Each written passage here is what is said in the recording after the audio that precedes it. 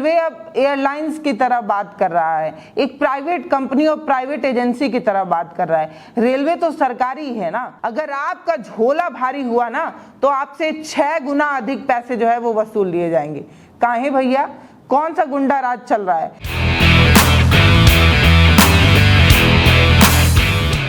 कहते हैं कि गरीबों के चलने का सबसे सुगम, सबसे सस्ता और सबसे बेहतर जो साधन है वो रेलवे है। लेकिन शायद अब रेलवे को भी एयर इंडिया की तरह लाभ कमाना है। एयर इंडिया की तरह वो भी अब आपका झोला तौलने की व्यवस्था कर रही है। अगर आप रेलवे में इसलिए सफर करते हैं, ये सोचकर सफर करते हैं कि कम पैसे में आप अधिक सामान लेकर अपने मंजिल तक पहुंच जाएंगे, तो आपको ये खबर बताना है कि शायद अब आप ऐसा नहीं कर पाएंगे। रेलवे ने ये व्यवस्था कर दी है कि आप जो झोला ले जा रहे हैं वो कितना वजनी होगा, वो झोला कैसा होगा, किस आकार का होगा, ये सब कुछ तय किया जा चुका है। मतलब बहुत सारे लोग, बहुत सारे हमारे भाई जो पढ़ने के लिए अपने गांव से दूर शहरों की तरफ आते हैं, या बहुत सारे लोग जो नौकरी पेशा वाले होते हैं, मजदूरी, दिहाड़ी मजदूरी और ये सारी चीज़ों के लिए शहरों की तरफ आते हैं, वो गांव से अनाज भर कर लाते हैं ताकि शहरों में अनाज मोल के भाव ना खरीदना पड़े, सस्ता अनाज, घर का अनाज जो है वो मिल जाए, कुछ पैसा बचाया जा सके। लेकिन रेलवे ने ये नियम तय कर दिया है कि कौन सा यात्री कितना सामान लेकर सफर कर पाएगा। अब बताइए ना, रेलवे जो गरीबों का साधन हुआ करता था, वो रेलवे अब एयरलाइंस की तरह बात कर रहा है, एक प्राइवेट कंपनी और प्राइवेट एजेंसी की तरह बात कर रहा है। रेलवे तो सरकारी है ना। वो भी इस तरीके के नियम ला रहा है कि आपको आपके झोले का साइज क्या होगा, कितना लंबा, कितना छोटा, कितना चौड़ा होगा, और आप कितने वजन का जो है अपने साथ सामान लेकर जा पाएंगे। रेलवे का ये जो नियम है वो बड़ा अटपटा और बहुत अजीब इसलिए भी लगता है क्योंकि शायद रेलवे इस बात को समझ नहीं पा रहा है कि जिसकी प्लेन पर चलने की औकात नहीं होती, हैसियत नहीं होती, वो लोग रेलवे में सफर करते हैं। और AC1, AC2 छोड़िए, स्लीपर और जनरल बोगी में भरकर इसलिए जाते हैं क्योंकि उनके पास आमदनी का कोई और साधन नहीं होता है। वो सामान भी, अनाज भी बड़ी मजबूरी में अपने घर से कपार पर झोला टांग कर लेके आते हैं ताकि अनाज का पैसा शहरों में ना खर्च करना पड़े, पैसा बचाने के लिए करके आते हैं। उनका शौक नहीं होता है कि वो बोरियों में अनाज भरकर शहरों में लेकर आए, उनकी मजबूरी होती है इसलिए उन्हें लेकर आना पड़ता है। लेकिन शायद सरकार को गरीबों से कोई मतलब नहीं है। जब ये खबर बता रही हूं तो मुझे इस बात की चिंता है कि बार बार रेल हादसे हो जाते हैं और जब हम सवाल पूछते हैं तो हमें सरकार विरोधी कह दिया जाता है। वो रेलवे जिसके टॉयलेट इतने गंदे होते हैं कि उल्टी आ जाए, उसकी साफ सफाई पर आप कोई सवाल नहीं पूछ सकते। रेलवे के खाने इतने खराब होते हैं, बासी खाने परोस दिए जाते हैं, लेकिन उस पर आप जो है वो बात नहीं कर सकते। आप सरकार विरोधी, देश विरोधी हो जाते हैं। ट्रेन बार बार लेट हो जाए लेकिन किसी तरीके की कोई रिफंड की बात नहीं होती है। 4 घंटा, 6 घंटा, 8 घंटा, 10 घंटा, कितने भी घंटे ट्रेन लेट हो जाए, लेकिन क्या कभी कहा गया किसी रेलवे की तरफ से कि कोई ट्रेन लेट होगी तो आपको इतना पैसा जो है वो रिफंड दिया जाएगा? लेकिन हाँ, अगर आपका झोला भारी हुआ ना तो आपसे 6 गुना अधिक पैसे जो है वो वसूल लिए जाएंगे। काहे भैया, कौन सा गुंडा राज चल रहा है? और आपको मैं बताऊं, अगर आप AC1 से सफर करते हैं तो आप 70 किलो तक जो है वो ले जा सकते हैं। अगर आप AC2 से सफर करते हैं तो आप 50 किलो तक ले जा सकते हैं। स्लीपर क्लास से सफर करते हैं तो 40 किलो तक ले जा सकते हैं। अगर आप जनरल डिब्बे से सफर कर रहे हैं तो आप 35 किलो तक ले जा सकते हैं। मतलब क्या मजाक है। जो गरीब है वो सस्ता टिकट लेता है, उसे ज्यादा सामान ले जाना होता है तो उसे सिर्फ 35 किलो ले जाने की इजाजत है। और जो अमीर है, जो फर्स्ट क्लास में चल रहा है, AC1 में चल रहा है, वो 70 किलो तक ले जा सकता है। ये जो अलग अलग तरीके के वर्गों में बांटा गया है, इसमें भी एक विभागीकरण नजर आता है। मतलब आप कितना सामान लेकर जाएंगे और कितना सामान लेकर आप नहीं जा सकते हैं, आपके झोले की ऊंचाई, लंबाई और चौड़ाई कितनी होगी, ये तक कर दिया गया है। ये मत सोचिएगा कि लंबाई की जगह अगर चौड़ाई और चौड़ाई की जगह अगर लंबाई हो गई तो आपको वो बैग ले जाने की इजाजत मिल जाएगी। बिल्कुल नहीं, आप वो बैग लेकर सफर नहीं कर पाएंगे, आप पर जुर्माना लगा दिया जाएगा। इस तरीके के नियम, सख्त नियम जो है वो बनाए गए हैं। अब बताइए ना, रेलवे सुविधाओं के नाम पर क्या ही दे रहा है। लोग दरवाजे पर लटक लटक कर सफर करते हैं, लेकिन क्या कभी किसी ने पूछा कि हमें बैठने तक की व्यवस्था नहीं है, इसके लिए जिम्मेदार कौन है?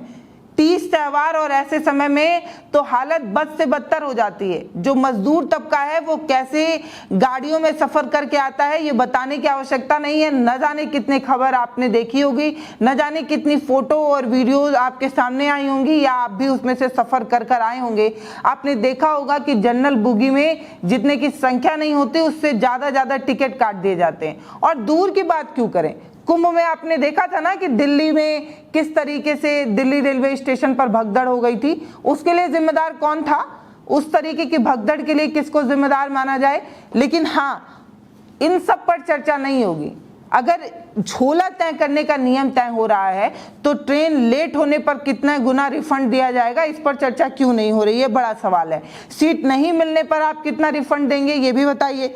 ये भी बताइए कि अगर एक शख्स का कोई काम है और वो काम नहीं हो पाया क्योंकि ट्रेन लेट हो गई 6 घंटे, 8 घंटे, 10 घंटे, तो उसके लिए जिम्मेदार किसे माना जाएगा। ट्रेन सिर्फ एक यात्रा करने का साधन नहीं है, ट्रेन से लोगों की उम्मीदें जुड़ी होती हैं। ट्रेन एक जिम्मेदारी का बोझ ढो रहा होता है।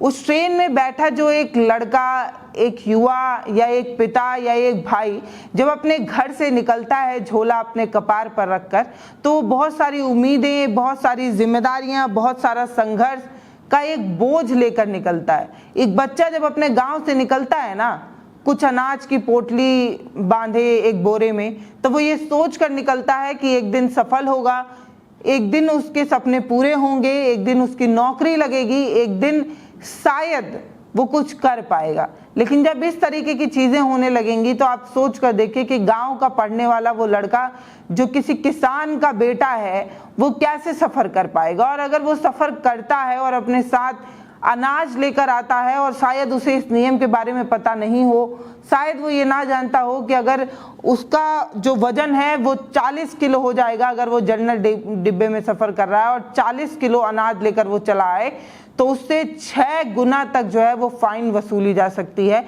इस तरीके की चीजें हो रही हैं।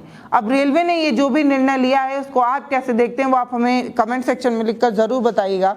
लेकिन सबसे पहले मैं आपको बताती हूँ कि अभी कुछ महत्वपूर्ण रेलवे स्टेशन पर ही सामान तौलने की ये जो व्यवस्था है वो की जा रही है, बहुत तेजी से की जा रही है।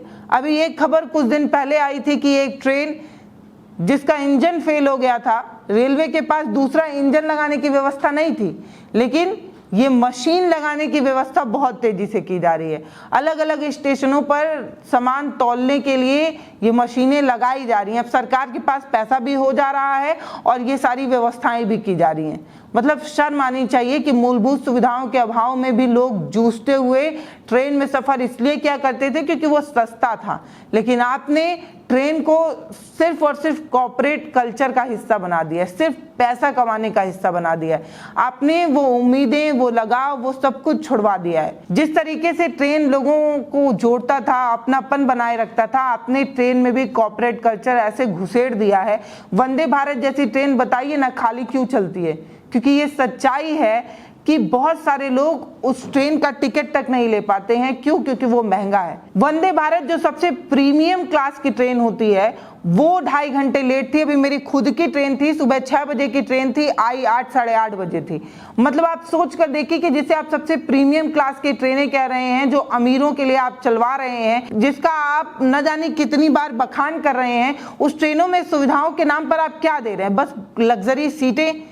टाइम पर तो वो भी नहीं आप चला पा रहे हैं। बताइए ना, 2.5 घंटे लेट होने की वजह से जो मेरा काम छूट गया, जिसकी वजह से मुझे प्रॉब्लम झेलनी पड़ी, उसके लिए आप कितना मुझे रिफंड देंगे? जब आप उन लोगों को रिफंड नहीं दे पा रहे हैं जिनको आप तय समय पर उनके मंजिल तक नहीं पहुंचा पा रहे हैं, तो झोला नापने का ये सिस्टम क्या है? मतलब एयर इंडिया और ये सारे एयरलाइंस वगैरह ये सारी चीजें जब करते हैं तो समझ में आता है कि कॉर्पोरेट कल्चर के गुलाम है ये। इन्हें पैसा कमाना है, लोगों का खून चूसना है, इसलिए प्राइवेट कंपनियां इस तरीके की चीजें करती हैं, अलग अलग तरीके के नियम बनाती हैं ताकि उन्हें पैसा कमाना होता है। लेकिन रेलवे तो भैया सरकारी है ना। एक सरकारी कंपनी को इस बात को समझने की जिम्मेदारी होनी चाहिए कि उस ट्रेन में अमीर भी सफर करता है और गरीब भी सफर करता है। मतलब मैं तो ये मान लूं कि मिडिल क्लास और गरीब ही ट्रेन में सफर करता है, क्योंकि अपर क्लास कभी ट्रेन में सफर करने नहीं जाता। वो फ्लाइट वगैरह लेकर अपने मंजिल तक फटाक से निकल जाता है, क्योंकि आपकी ट्रेनों की हालत इतनी खस्ता है। बालासोर, कंचनजंगा, इतने बड़े बड़े रेल हादसे हो गए हैं ना कि हालत खराब हो जाती है लोगों की ट्रेन में सफर करते वक्त। कब वो किससे जाकर टकरा जाएगा, कब पटरियां छितर बितर हो जाएंगी, इस तरीके की चिंताएं हैं। इसके बावजूद भी लोग ट्रेनों में सफर कर रहे थे क्योंकि वो सस्ता था। लोग अपना सामान लेकर, अपना अनाज लेकर, अपनी रोटी लेकर जो है वो सफर कर पा रहे थे। लेकिन अब उस तक में भी जो है वो कॉर्पोरेट कल्चर को घुसेड़ दिया गया है। तो ये जो है अभी उत्तर मध्य रेलवे के कुछ प्रमुख रेलवे स्टेशन पर इसे जो है वो लागू किया गया है। जैसे प्रयागराज जंक्शन पर लागू किया गया, अलीगढ़ जंक्शन पर इसे लागू किया जाएगा, मिर्जापुर, टुंडला, कानपुर सेंट्रल, इटावा और गोविंदपुरी जैसे जगहों पर, टुंडला जैसे स्टेशनों पर इसे जो है वो अभी के लिए लागू किया जाएगा। रेलवे का ये जो तुगलकी फरमान आया है उसे आप कैसे देखते हैं?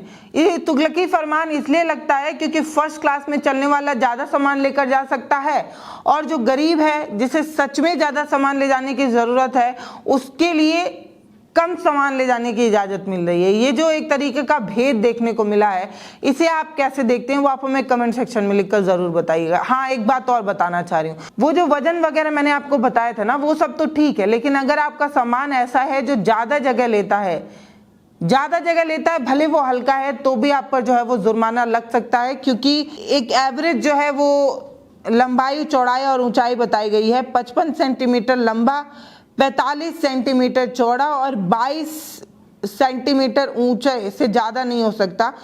किसी भी तरीके से बड़ा, छोटा या लंबा इससे ज़्यादा नहीं हो सकता। मगर अगर आप सोच रहे हैं कि चौड़ाई 22 है तो उसको लंबाई में जोड़ लिया जाए, मतलब लंबाई 22 हो जाए और चौड़ाई ज़्यादा हो जाए, नहीं।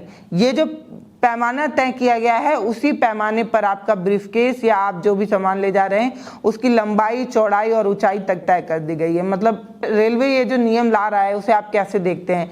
क्या रेलवे का ये तुगलकी फरमान सिर्फ पैसा कमाने की नीयत से किया जा रहा है? क्योंकि आम इंसान जो है ना, जो सच में मजबूर है, वही अनाज लेकर सफर कर रहा है और उसका झोला तौलने की जो व्यवस्था है वो कतई शोभा नहीं देती। मतलब आप पूंजीपतियों को इतनी सस्ती जमीनें उपलब्ध कराते हैं, उनका कर्जा माफ करते हैं, न जाने क्या क्या चीजें करते हैं। मतलब एक अमीर और ज्यादा अमीर बनते रहे उसके लिए आप न जाने कितनी सुविधाएं करा रहे हैं, लेकिन एक गरीब को और ज्यादा गरीब कैसे बनाना है, एक गरीब का आटा और ज्यादा गीला कैसे करना है, एक गरीब को और ज्यादा परेशान कैसे करना है, ये सारी व्यवस्था सरकार कर रही है। और फिर उसके बाद ये कहते हैं कि हम सबका साथ सबका विकास की बात करते हैं। बताइए ना, इसमें आप किसका साथ और किसका विकास कर रहे हैं? अमीरों को और ज्यादा सामान ले जाने की इजाजत और गरीबों को और कम सामान ले जाने की इजाजत, इसका क्या मतलब है? ये बकवास है और कुछ नहीं। फिलहाल इस पर आपकी क्या राय है वो आप हमें कमेंट सेक्शन में लिखिए। वीडियो को शेयर करिए, चैनल को सब्सक्राइब करिए। बहुत धन्यवाद।